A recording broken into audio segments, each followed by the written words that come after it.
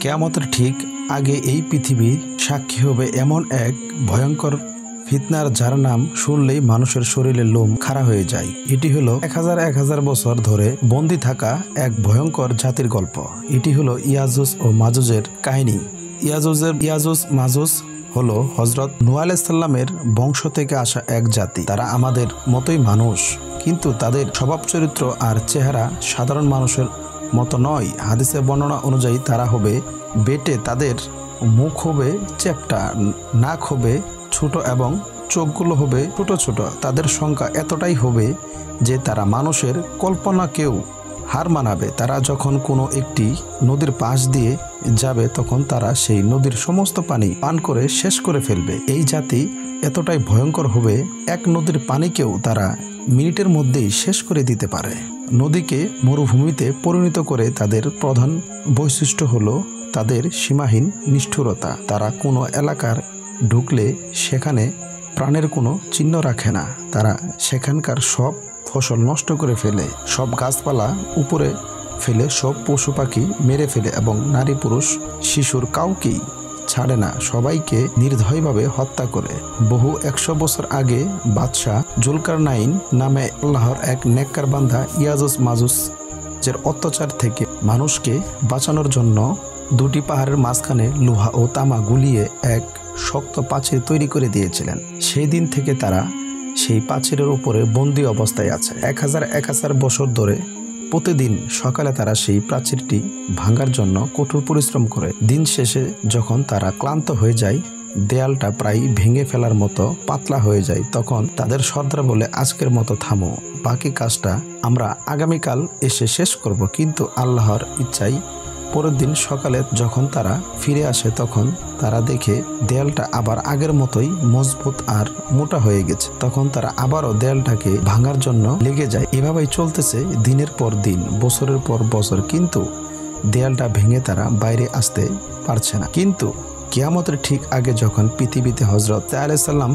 আসবেন এবং দাজ্জালকে হত্যা করবেন, ঠিক সেই সময়ে আল্লাহ ইয়াজুজ মাজুজকে মুক্তি করবেন। সেদিনও তারা আগের মতোই সারাদিন ধরে দেয়ালটা ভাঙতে থাকবে। দিন শেষে যখন দেয়ালটা প্রায় ভেঙে পড়ার মতো অবস্থা চলে আসবে, তখন তাদের সর্দার হয়তো আল্লাহর ইচ্ছাতে বলে উঠবে, আজকের মতো এখানেই থামো, ইনশাআল্লাহ বাকি কাজটা আগামীকাল এসে শেষ করব।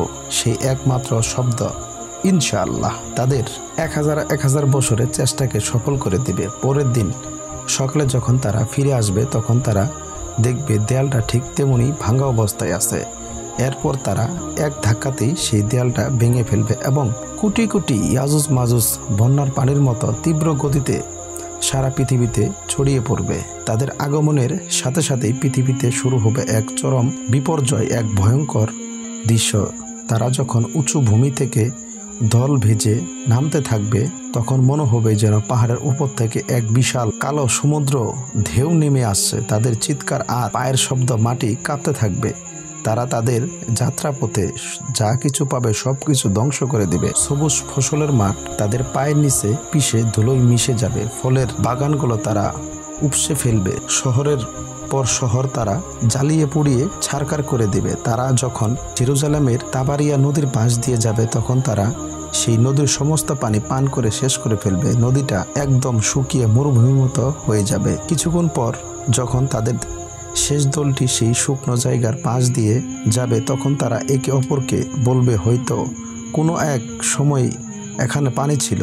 পৃথিবীর মানুষ ভয়ে আতঙ্কে দিশাহারা হয়ে যাবে। তারা নিজেদের ঘরবাড়ি ছেড়ে পাহাড়ের গুহায় এবং জঙ্গলে গিয়ে আশ্রয় নেওয়ার জন্য ছুটতে থাকবে।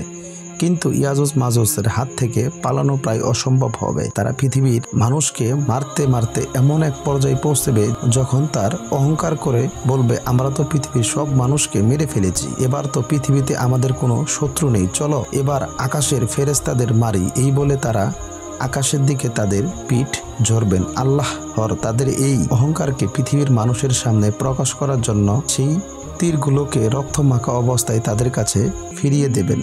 রক্তমাখা তীর দেখে তারা আনন্দে চিৎকার করে বলবে, দেখো আমরা আকাশের ফেরেশতাদের মেরে ফেলেছি, এখন আমাদের এই মহাবিশ্বের শাসক। তাদের এই ভয়ঙ্কর অত্যাচারে পৃথিবীতে ইমানদার মানুষেরা খুবই বিপদে পড়ে যাবেন। হযরত ঈসা আলাইহিসসালাম এবং তার সাথে থাকা মুমিনরা তখন তুর পাহাড়ের আশ্রয় নেবেন।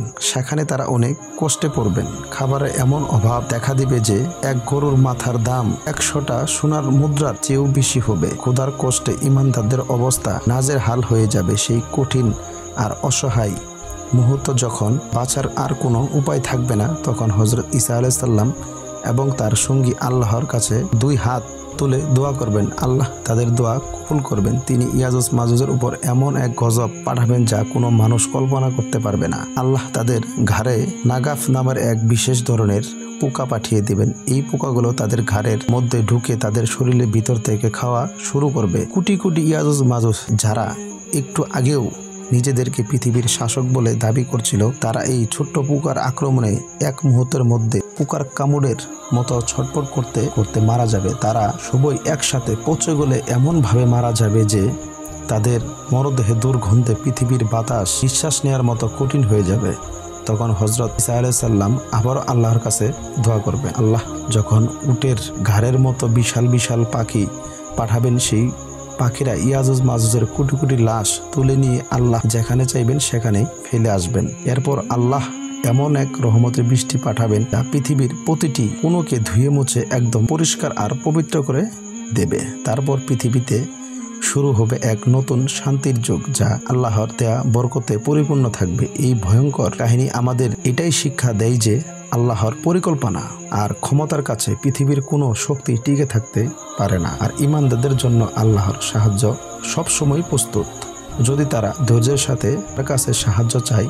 ইয়াজুজ মাজুজের এই কাহিনী যদি আপনার ঈমানকে শক্তিশালী করে থাকে, তাহলে ভিডিওটিতে একটি লাইক দিন এবং আপনার প্রিয়জনের সাথে শেয়ার করে গুরুত্বপূর্ণ গানটি ছড়িয়ে দিন। আমাদের চ্যানেলটি সাবস্ক্রাইব করে ইসলামের এমন আরও মুহূর্তপূর্ণ এবং শিক্ষণীয় কাহিনী জানার জন্য আমাদের সাথেই থাকুন।